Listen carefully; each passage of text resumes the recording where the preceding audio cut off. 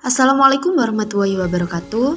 Di video kali ini saya akan menjelaskan tentang struktur dan bentuk pasar. Sebelum itu, perkenalkan nama saya Feni Agustin, absen 34 dari kelas 10 BD1, sekolah di SMKN 1 Lumajang. Pengertian pasar menurut Philip Kotler. Pasar adalah sekumpulan pembeli aktual dan potensial dari suatu produk atau jasa. Pengertian pasar menurut William J. Stanton. Pasar terdiri dari orang-orang yang mempunyai keinginan untuk puas dan uang untuk dibelanjakan serta kemauan untuk membelanjakan. Pengertian pasar menurut F.J. Fowler, pasar adalah tempat bertemunya antara pembeli dan penjual untuk melakukan transaksi barang dan jasa. Kesimpulan menurut tiga ahli tersebut, pasar adalah tempat atau sekumpulan orang yang memiliki keinginan, kemampuan, dan kemauan untuk membeli, serta menjadi tempat terjadinya transaksi antara penjual dan pembeli atas suatu produk atau jasa. Adapun ciri-ciri pasar, yang pertama, terdapat penjual dan pembeli. Pasar melibatkan pihak yang menawarkan barang atau jasa dan pihak yang membutuhkan. Yang kedua, ada barang atau jasa yang diperjualbelikan. Aktivitas utama di pasar adalah pertukaran barang atau jasa.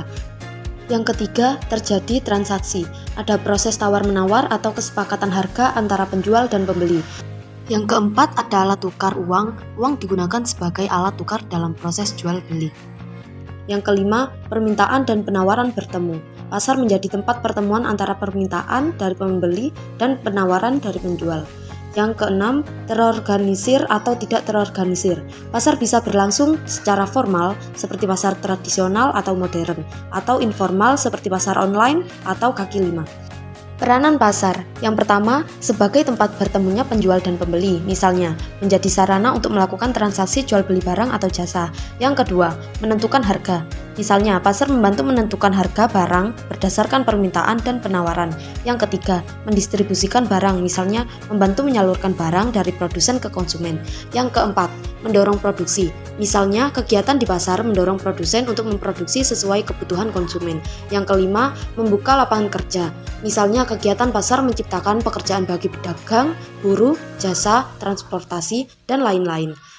Yang keenam, sebagai sumber pendapatan, misalnya memberikan keuntungan bagi pedagang dan pendapatan bagi pemerintah melalui pajak pasar.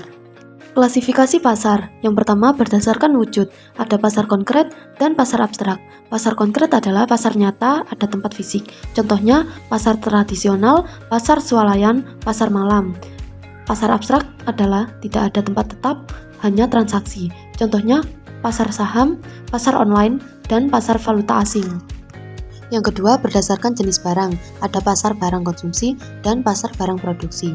Pasar barang konsumsi adalah menjual barang kebutuhan sehari-hari. Contohnya, pasar sembako, toko pakaian, minimarket. Pasar barang produksi adalah menjual barang untuk produksi. Contohnya, pasar bahan bangunan, toko alat pertanian, pasar mesin. Yang ketiga, berdasarkan wilayah. Pasar lokal melayani satu daerah kecil. Contohnya pasar desa, pasar kecamatan. Pasar nasional adalah melayani seluruh wilayah negara. Contohnya supermarket besar seperti Indomaret, Alfamaret. Pasar internasional melibatkan antar negara.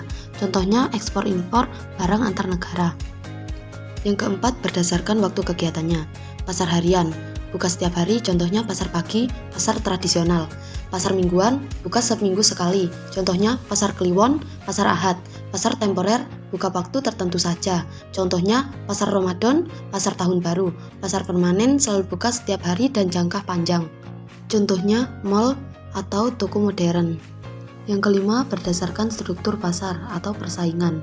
Pasar persaingan sempurna, banyak penjual dan pembeli, harga ditentukan pasar. Contohnya, pasar sayur, pasar buah tradisional. Pasar monopoli, satu penjual menguasai pasar. Contohnya, PLN, Pertamina.